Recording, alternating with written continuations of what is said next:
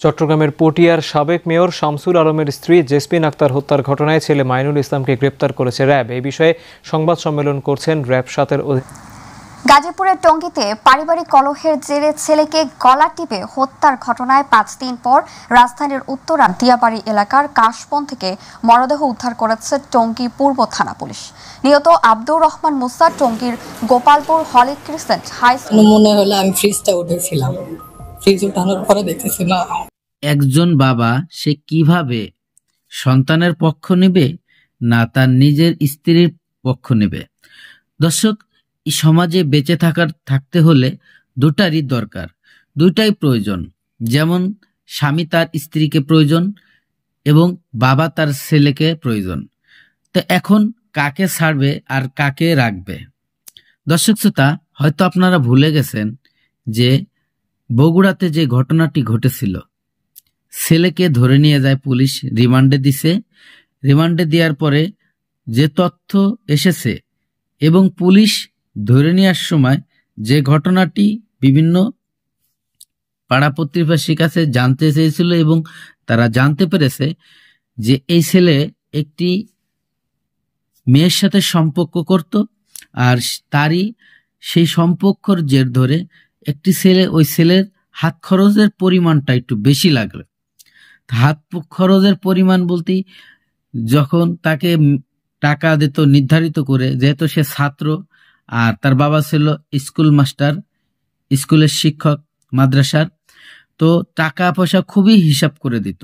যদিও তাদের বাড়ি ছিল, বাড়িতে ভাড়াটিয়া ছিল এবং তারা দুই ভাই, এক ভাই ঢাকাতে থাকে, ছোট ভাই বাড়িতে থাকে। সেই বাড়িতে থাকা অবস্থায় যখন জানাজানি হলো যে সে একটি মেয়ের সাথে সম্পর্ক করে, আর সেই সম্পর্ক টাকার জন্য যখন প্রচুর পরিমাণে টাকা ওই মেয়ের প্রতি ভাঙা লাগে, তো সেই টাকাগুলো সে যোগান দিতে পারছিল না।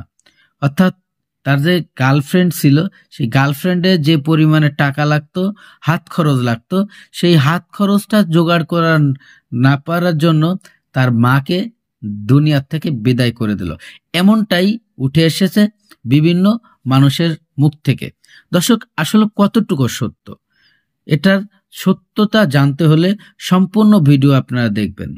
প্রিয় দর্শক, ইতিমধ্যে অনেকগুলো ভিডিও আপলোড করেছি আপনাদের এই বগুড়ার ভিডিও নিয়ে। অনেক ভাই আমাকে কমেন্ট করেন, ভাই সত্য যে ঘটনাটি আপনি যাচাই করে সেই ঘটনাটি বলেন।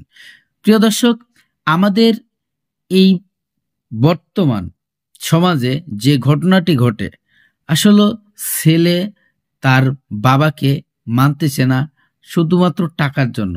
টাকা পয়সাটা এমন একটা অভাব হয়ে রয়েছে এবং টাকা পয়সার জন্য বাবা ছেলেকে দূরে সরায় দিচ্ছে, ছেলে বাবাকে দূরে সরায় দিচ্ছে।